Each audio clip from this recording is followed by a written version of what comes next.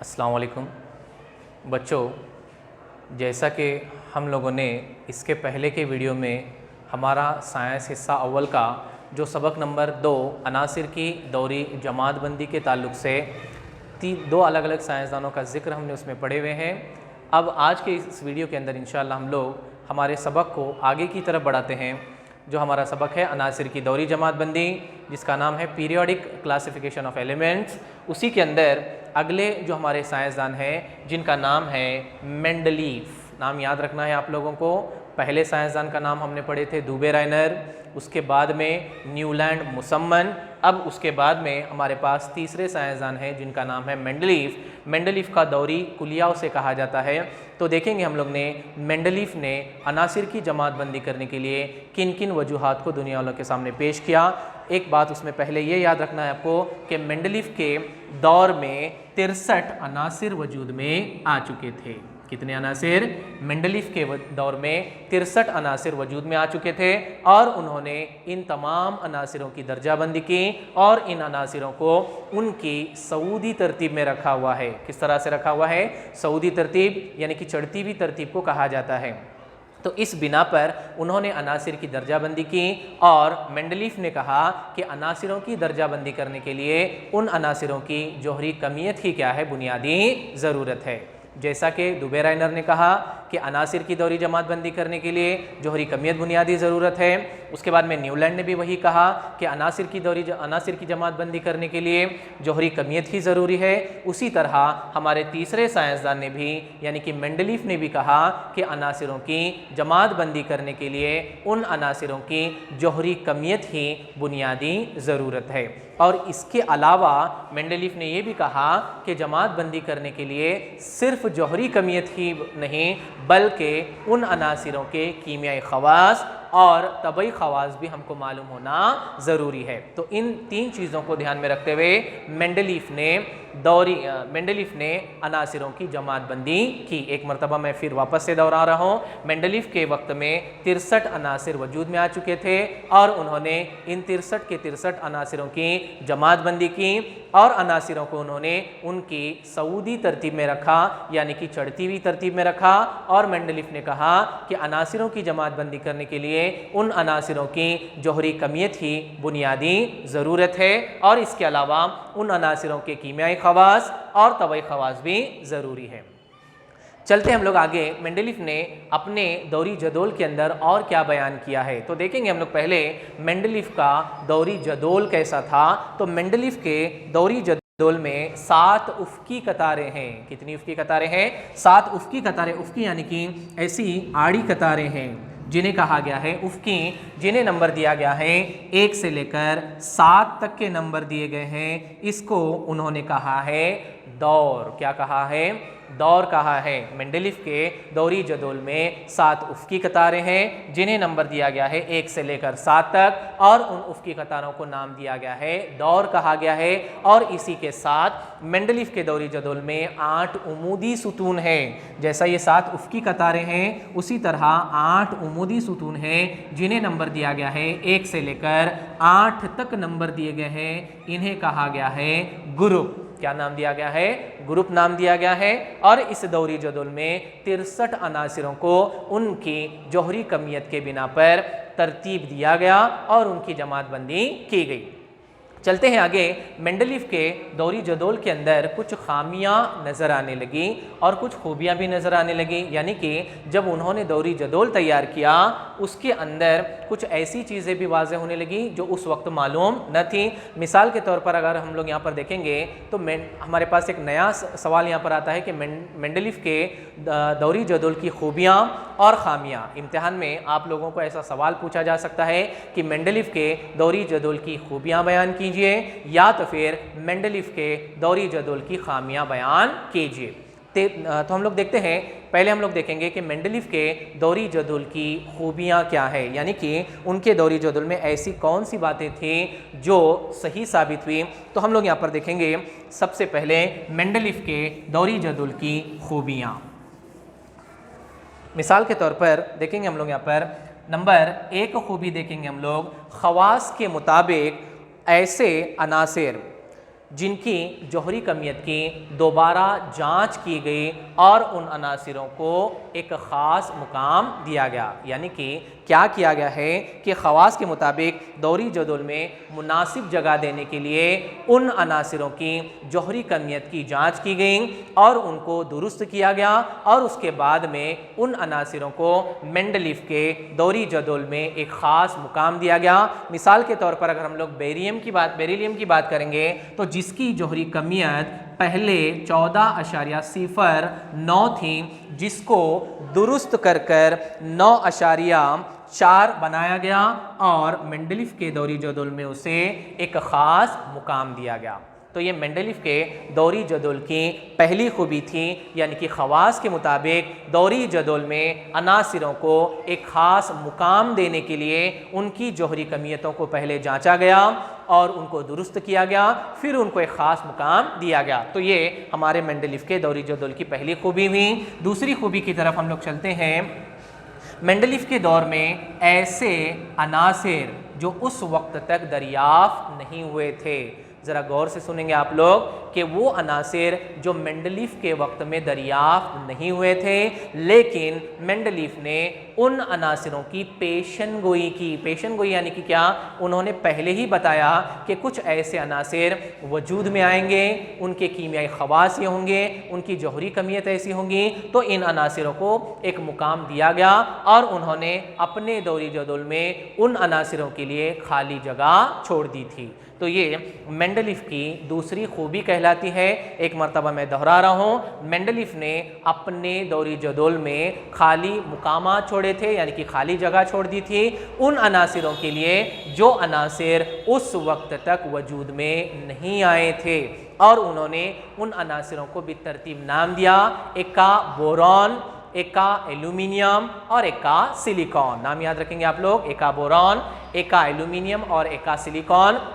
बाद में आगे जाने के बाद नए दौरी जदुल के अंदर उनको नाम अलग दिया गया है, उनका नाम तब्दील किया गया है, लेकिन मेंडलीफ के वक्त तक वो अनासिर दरियाफ्त नहीं हुए थे, लेकिन फिर भी मेंडलीफ ने उनकी पेशन गोई की थी और बताया था कि ऐसे ऐसे अनासिर वजूद में आएंगे, उनका जौहरी कमियत ये होगा, उनकी खुसूसियतें होगी। मेंडलीफ के बाद में जब वो अनासिर दरियाफ्त हुए तो मेंडलीफ की पेशन गोई यहाँ पर सही साबित हुई। तो ये मेंडलीफ की दूसरी खूबी थी। आगे चलते हम लोग मेंडलीफ की तीसरी खूबी की तरफ। मेंडलीफ के दौरी जदुल के अंदर उस वक्त तक जो नामालूम गैर आमिल अनासिर की बात करते हैं हम लोग, ऐसे अनासिर जो हमारे नए दौरी जदुल में ग्रुप नंबर 18 के अंदर रखे गए हैं, यानी कि मिसाल के तौर पर रईस गैसें कहा जाता है जिनका नाम है helium, argon, krypton, neon, xenon, ऐसे कई अनासिर हैं यहाँ पर जिनको मेंडलीफ के दौरी जदुल के अंदर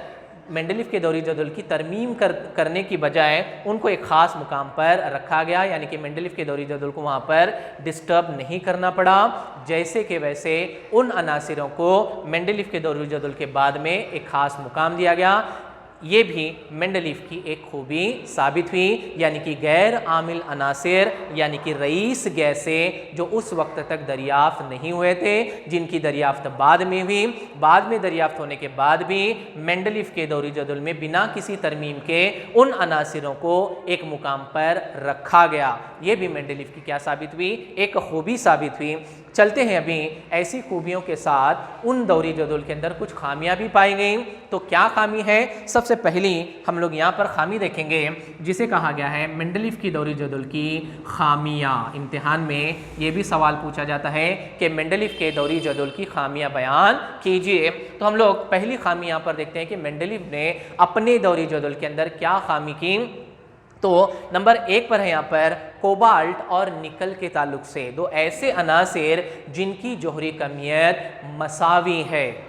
क्या बता रहे हैं, ऐसे दो अनासिर, मिसाल के तौर पर हमारे पास कोबाल्ट और निकल है जिनकी जौहरी कमियतें मसावी है, लेकिन मेंडलीफ के दौरी जदुल में उनको ख़ास मुकाम नहीं दिया गया, यानी कि उनको एक मुतवाज़न मुकाम न दिया गया, जिसकी बिना पर मेंडलीफ के दौरी जदुल की एक खामी कहलाती है। दूसरी खामी हम लोग देखेंगे यहाँ पर मेंडलीफ के दौरी जदुल के अंदर दूसरी खामी ये थी कि अनासिरों के हमजा अब ये हमजा किसे कहा जाता है? ऐसे अनासिर जिनके कीमियाई खवास एक जैसे हों लेकिन उनकी जौहरी कमियतें अलग हों, उन्हें कहा जाता है हमजा कहा जाता है। तो मेंडलीव के दौरी जदुल में हमजाओं के ताल्लुक से एक खामी पाई गई। ऐसे अनासिर जिनके कीमियाई खवास यकसा हैं लेकिन उनकी जौहरी कमियतें अलग अलग हैं, उन्हें कहा जाता है हमजा। लेकिन मेंडलीव के दौरी जदुल में हमजाओं के लिए कोई ख़ास मुकाम नहीं था, यानी कि उन अनासिरों को, उन हमजाओं को मेंडलीव के दौरी जदुल में कहाँ पर रखेंगे, ये एक बड़ा पेचीदा मसला साबित हुआ। तो वो मेंडलीव की एक खामी कहलाती है। चलते हम लोग आगे। मेंडलीव के दौरी जदुल की अगली खामी की हम लोग अगर बात करेंगे तो मेंडलीव के दौरी जदुल में एक ऐसा अंसर है हमारे पास जिसको कहा जाता है हाइड्रोजन। क्या नाम है? हाइड्रोजन। अब हाइड्रोजन एक ऐसा अंसर है जो अल्कली धातुओं की तरह भी अमल करने वाला है और जिसका सालमी ज़ाब्ता अगर हम लोग देखेंगे वो हमारे नए दौरी जदुल के ग्रुप नंबर 17 के अनासिर जिन्हें कहा जाता है हेलोजन। मिसाल के तौर पर उसके अंदर हमारे पास है क्लोरीन, ब्रोमीन, आयोडीन, फ्लोरीन, ऐसे अनासिर। इसी के साथ हाइड्रोजन का भी जो सालमी ज़ाब्ता है H2 है। तो ये हमारा जो हाइड्रोजन है वो ग्रुप नंबर 17 यानी कि हेलोजेंस के साथ भी मुशाबहत रखता है। ऐसे अंसर को मेंडलीव के दौरी जदुल में कोई ख़ास मुकाम नहीं था, यानी कि हाइड्रोजन को एक खास मुकाम मेंडलीव के दौरी जदुल में देना चाहिए था, लेकिन मेंडलीव के दौरी जदुल में उसको खास मुकाम नहीं था। तो यहाँ पर भी ये मेंडलीव की खामी साबित हुई। एक मरतबा मैं खामियों को दोहरा रहा हूँ, आप लोग गौर से सुनेंगे। पहली खामी मेंडलीव की यहाँ पर यह साबित हुई कि अनासिरों के ताल्लुक से दो मिसाल हम लोग यहाँ पर देखेंगे कि कोबाल्ट और निकल दो ऐसे अनासिर जिनकी जौहरी कमियतें मसावी हैं लेकिन मेंडलीव के दौरी जदुल में उनको कोई ख़ास मुकाम नहीं था। आगे चलते हैं दूसरी खामी की तरफ। हम लोग ऐसे अनासिर जिनके हमजाओं के ताल्लुक से बात अगर करेंगे, जिनके कीमियाई खवास यकसा हैं लेकिन जौहरी कमियतें अलग अलग हैं, तो मेंडलीव के दौरी जदुल में इन हमजाओं को कहाँ पर रखा जाए, ये एक बड़ा पेचीदा मसला साबित हुआ। तीसरी खामी है हाइड्रोजन के ताल्लुक से। हाइड्रोजन जो कि एक ऐसा अंसर है जो अल्कली धातुओं की तरह भी अमल करने वाला है और हेलोजन के मुशाबहत भी रखने वाला है, लेकिन मेंडलीव के दौरी जदुल में हाइड्रोजन को कोई ख़ास मुकाम नहीं था। तो ये मेंडलीव के दौरी जदुल की खूबियाँ भी हमने देखे और खामियाँ भी हमने देखे। चलते हैं बच्चों आगे। अभी हम लोग इसके बाद में एक नए साइंसदान आए हमारे पास जिनका नाम है हेनरी मोज़ली। क्या नाम है? हेनरी मोज़ली। यानी कि जो हमारे तीनों साइंसदान थे उनके बाद में एक नए चौथे साइंसदान आए हमारे पास जिन्होंने अनासिर की दर्जाबंदी की। उनका नाम है हेनरी मोज़ली। अब हेनरी मोज़ली ने क्या कहा कि अनासिरों की जमातबंदी करने के लिए जौहरी कमियत बुनियादी ज़रूरत नहीं है। क्या बता रहा हूँ? अनासिरों की जमातबंदी करने के लिए जौहरी कमियत बुनियादी ज़रूरत नहीं है, बल्कि अनासिरों का जौहरी अदद क्या है? बुनियादी ज़रूरत है। यानी कि पहले के जो हमारे तीनों साइंसदान थे उन्होंने कहा कि अनासिरों की जमातबंदी करने के लिए जौहरी कमियत बुनियादी ज़रूरत है, लेकिन अब हमारे हेनरी मोज़ली क्या कह रहे हैं कि अनासिरों की जमातबंदी करने के लिए जौहरी कमियत नहीं बल्कि जौहरी अदद बुनियादी ज़रूरत है। और इस बिना पर उन्होंने अनासिरों की जमातबंदी करना शुरू की और उन्होंने भी अनासिरों को उनकी सऊदी तरतीब में रखा और एक नया दौरी जदौल बनाया जिसे कहा जाता है तवील तरीन दौर भी कहा जाता है या तो नया दौरी जदौल भी कहा जाता है। तो नए दौरी जदौल की हम लोग यहाँ पर खुसूसियत देखेंगे कि नए दौरी जदौल में क्या खुसूसियत है वो हम लोगों को यहाँ पर अभी देखना है। तो पहले हम लोग देखेंगे कि नए दौरी जदौल में 7 उफ़क़ी कतारें हैं। जैसा मिसाल मेंडलीव के अंदर भी हमने देखे थे वैसा ही वापस यहाँ पर भी है कि हेनरी मोज़ली के दौरी जदौल में भी 7 उफ़क़ी कतारें हैं जिन्हें नंबर दिया गया है 1 से 7 नंबर दिया गया है। उन उफ़क़ी कतारों को दौर कहा गया है। क्या नाम दिया गया है? दौर कहा गया है। और इसी के साथ जैसा मेंडलीव के दौरी जदौल में 8 उमूदी सुतून हैं, नए दौरी जदौल के अंदर 18 उमूदी सुतून हैं। कितने उमूदी सुतून हैं? 18 उमूदी सुतून हैं जिन्हें कहा गया है ग्रुप।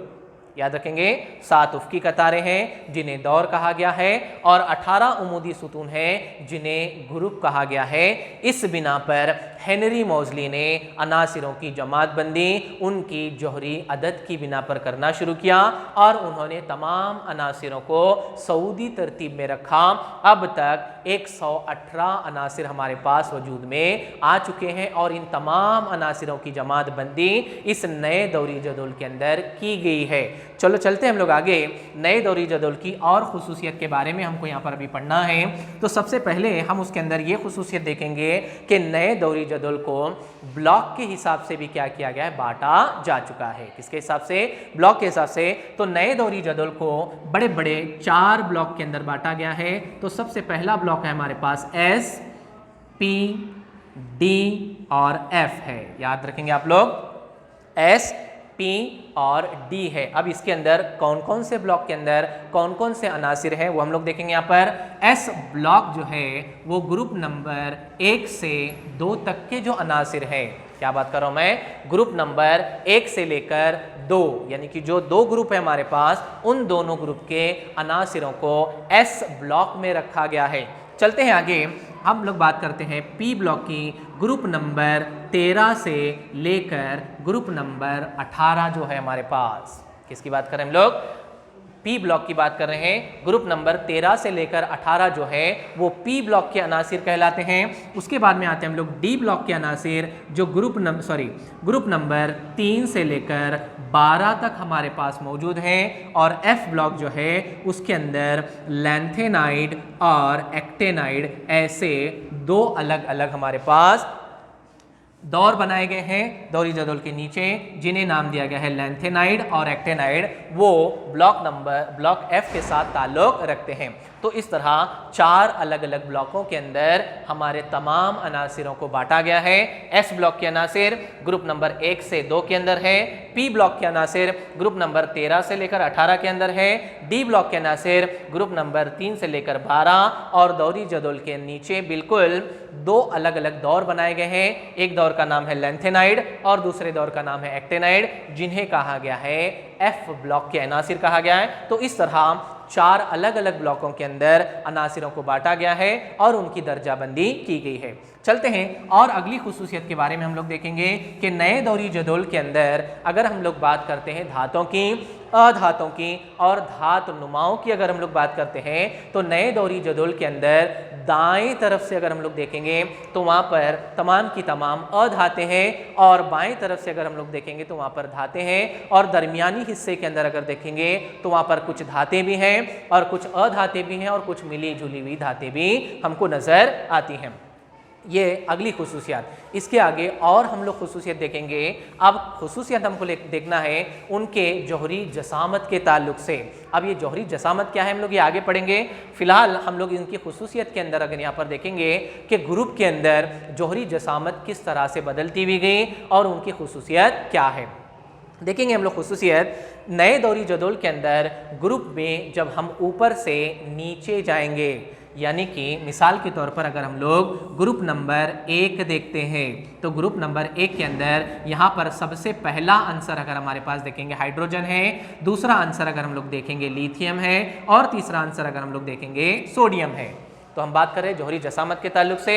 जैसे जैसे हम लोग ग्रुप के अंदर ऊपर से नीचे की जानिब जाते जाएंगे तो जोहरी जसामत के अंदर इजाफा होता जाता है। अब ये इजाफा किस तरह हुआ, जोहरी जसामत किसे कहा जाता है वो हम लोग वो देखेंगे। जोहरी जसामत यानी कि क्या, किसी अंसर के मरकज़े से उसके आखिरी मदार तक के फासले को कहा जाता है जोहरी जसामत। अब जब हम नए दौरी जदुल के अंदर अगर देखेंगे, जैसा हम ऊपर से नीचे की जानिब आ रहे हैं यानी कि हाइड्रोजन से सोडियम, इसके नीचे और भी अनासिर है हमारे पास, तो जैसा जैसा हम लोग नीचे जाते जाएंगे जोहरी जसामत के अंदर इजाफा होता जाता है। मिसाल के तौर पर ये चीज़ सही साबित हो रही है नहीं, ये हम लोग देखेंगे। हाइड्रोजन अगर हम लोग देखेंगे, हाइड्रोजन का जोहरी अदद है 1, लिथियम जिसका जोहरी अदद है हमारे पास 3 और सोडियम जिसका जोहरी अदद है हमारे पास 11। अगर इनकी इलेक्ट्रॉनिक तश्कील अगर हम लोग देखेंगे, हाइड्रोजन की इलेक्ट्रॉनिक तश्कील है 1 और लिथियम की इलेक्ट्रॉनिक तश्कील है 2-1 और सोडियम की इलेक्ट्रॉनिक तश्कील है 2-8-1 है। ये क्या बताया जा रहा है यहाँ पर? इलेक्ट्रॉनिक तश्कील के बारे में बताया जा रहा है। इलेक्ट्रॉनिक तश्कील आप लोग 9th में पढ़ चुके हैं। तो हाइड्रोजन की इलेक्ट्रॉनिक तश्कील अगर हम लोग देखेंगे, एक है लिथियम की इलेक्ट्रॉनिक तश्कील देखेंगे 2 1 है, और सोडियम की इलेक्ट्रॉनिक तश्कील 2 8 1 है। इससे पता चल रहा है कि हाइड्रोजन के पास 1 मदार है, लिथियम के पास 2 मदार है और सोडियम के पास 3 मदार है। यानी कि पहले आंसर का अगर हम लोग देखेंगे उसके आखिरी मदार और उसके मरकज़ का फासला कम है। दूसरा आंसर देखेंगे उसका मरकज़ और उसके आखिरी मदार का फासला थोड़ा सा बढ़ गया है। तीसरा आंसर अगर हम लोग देखेंगे उसके मरकज़ और उसके आखिरी मदार का फासला और भी बढ़ गया है। यानी कि यहाँ पर जो हेनरी मोज़ली ने कहा कि जौहरी जसामत की बिना पर अगर हम लोग देखेंगे तो ग्रुप के अंदर ऊपर से नीचे की जानिब अगर हम लोग जाएंगे तो जौहरी जसामत क्या होती जाती है? बढ़ती हुई जाती है। मिसाल अब देखिए, हाइड्रोजन ये उसका मरकज़ा, ये उसका आखिरी मदार, लिथियम ये उसका मरकज़ा, ये उसका पहला मदार, ये उसका दूसरा मदार, सोडियम ये उसका मरकज़ा, ये उसका पहला मदार, ये दूसरा और ये तीसरा। यानी कि क्या हो रहा है? मरकज़ों से इनका दरमियानी फासला बढ़ता हुआ जा रहा है, यानी कि अनासिरों की जौहरी जसामत बढ़ती हुई जा रही है। तो उसी तरह जो उसने जौहरी जसामत के ताल्लुक से कहा, किसके अंदर? ग्रुप के अंदर कहा है। अब उसी तरह हेनरी मोज़ली ने दौरों के ताल्लुक से भी अनासिरों के बारे में बयान किया है। उसने कहा, हेनरी मोज़ली ने कहा कि जो अंसर जिस दौर में वाक़ है, क्या बात कर रहे हैं हम लोग? जो अंसर जिस दौर में वाक़ है उसके पास उसके मदारों की तादाद भी उतनी ही है। क्या बात कर रहे हैं? जो अंसर जिस दौर में वाक़ है उसके पास मदारों की तादाद भी उतनी है। मिसाल के तौर पर अगर हम लोग देखेंगे, दौर नंबर 1 जिसमें हमारे पास हाइड्रोजन है, दौर नंबर 2 जिसके अंदर हमारे पास लिथियम है, और दौर नंबर 3 जिसके पास हमारे पास सोडियम की मिसाल है। देखेंगे हम लोग कि किस तरह हेनरी मोज़ली ने जो कहा वो यहाँ सही है या नहीं। मिसाल देखते हैं हम लोग, हाइड्रोजन दौर नंबर 1, ये दौर है हमारे पास। हाइड्रोजन जिसका जौहरी अदद 1 है, दौर नंबर भी 1, मदार की तादाद भी 1। लिथियम जौहरी अदद 3, मदारों की तादाद 2 1, यानी कि 2 मदार, दौर नंबर 2। सोडियम जौहरी अदद 11, इलेक्ट्रॉनिक तश्कील 2 8 1, मदार 3, दौर का नंबर भी 3। क्या कहा हेनरी मोज़ली ने? कि जो अंसर जिस दौर में वाक़ है उस अंसर के पास उसके मदारों की तादाद भी उतनी ही है। तो ये दौर के ताल्लुक से भी हमारे हेनरी मोज़ली ने अनासिरों की जमात बंदी की।